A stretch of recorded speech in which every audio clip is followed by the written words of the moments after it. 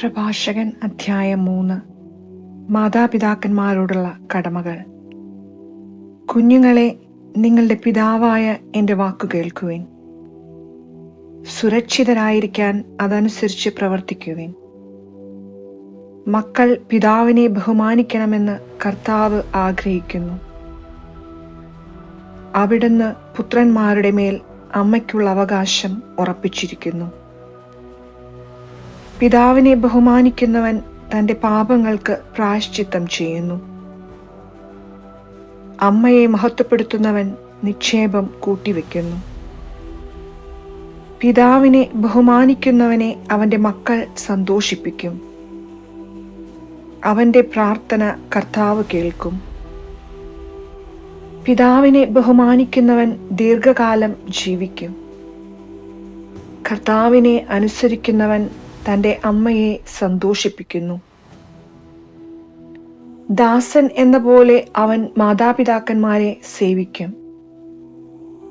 പിതാവിനെ വാക്കിലും പ്രവൃത്തിയിലും ബഹുമാനിച്ച് അവൻ്റെ അനുഗ്രഹത്തിന് പാത്രമാവുക. പിതാവിൻ്റെ അനുഗ്രഹം മക്കളുടെ ഭവനങ്ങളെ ബലവത്താക്കും. അമ്മയുടെ ശാപം അവയുടെ അടിത്തറ ഇളക്കും. മഹത്വം കാംക്ഷിച്ച് പിതാവിനെ അവമാനിക്കരുത്. പിതാവിൻ്റെ അവമാനം ആർക്കും ബഹുമതിയല്ല. പിതാവിനെ ബഹുമാനിക്കുന്നവൻ മഹത്വം ആർജിക്കുന്നു. അമ്മയെ അനാദരിക്കുന്നവൻ അപകീർത്തിക്കിരയാകും. മകനെ, പിതാവിനെ വാർദ്ധക്യത്തിൽ സഹായിക്കുക. മരിക്കുന്നതുവരെ അവന് ദുഃഖമുണ്ടാക്കരുത്. അവന് അറിവ് കുറവാണെങ്കിലും സഹിഷ്ണുത കാണിക്കുക. നീ എത്ര ബലവാനാണെങ്കിലും അവനെ നിന്ദിക്കരുത്. പിതാവിനോട് കാണിക്കുന്ന കാരുണ്യം വിസ്മരിക്കപ്പെടുകയില്ല.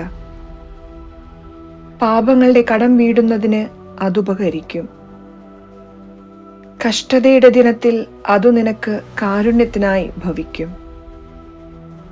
സൂര്യപ്രകാശത്തിൽ മൂടൽമഞ്ഞെന്ന പോലെ നിന്റെ പാപങ്ങൾ മാഞ്ഞുപോകും. പിതാവിനെ പരിത്യജിക്കുന്നത് ദൈവദൂഷണത്തിന് തുല്യമാണ്. മാതാവിനെ പ്രകോപിപ്പിക്കുന്നവൻ കർത്താവിന്റെ ശാപമേൽക്കും. എളിമ. മകനെ, സൗമ്യതയോടുകൂടെ കർത്തവ്യങ്ങൾ അനുഷ്ഠിക്കുക. ദൈവത്തിന് അഭിമതരായവർ നിന്നെ സ്നേഹിക്കും. നീ എത്ര ഉന്നതനാണോ അത്രമാത്രം വിനീതനാവുക. അപ്പോൾ കർത്താവിന്റെ കൃപയ്ക്കു നീ പാത്രമാകും. കർത്താവിന്റെ ശക്തി വലുതാണ്. വിനീതർ അവിടുത്തെ മഹത്വപ്പെടുത്തുന്നു.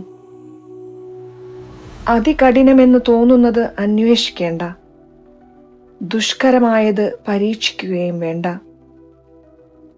നിന്നെ ഏൽപ്പിച്ചതിനെ പറ്റി ചിന്തിക്കുക.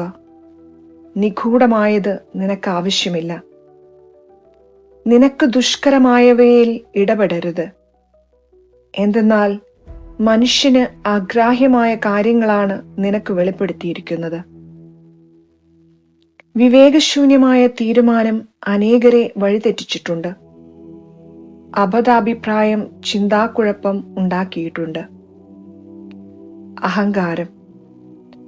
നിർബന്ധ ബുദ്ധി നാശത്തിലൊടുങ്ങും. സാഹസബുദ്ധി അപകടത്തിൽ ചാടും. ദുശ്ശാഠ്യമുള്ള മനസ്സ് കഷ്ടതകൾക്ക് അടിപ്പെടും. പാപി പാപം കുന്നുകൂട്ടും. അഹങ്കാരിയുടെ കഷ്ടതകൾക്ക് പ്രതിവിധിയില്ല. എന്തെന്നാൽ ദുഷ്ടത അവനിൽ വേരുറച്ചു വളരുന്നു. ബുദ്ധിമാനായ മനുഷ്യൻ പഴമൊഴിയുടെ പൊരുൾ ഗ്രഹിക്കുന്നു. വിജ്ഞാനം ശ്രദ്ധിക്കുന്ന ചെവിയാണ് ബുദ്ധിമാൻ അഭിലഷിക്കുന്നത്. ദാനധർമ്മം.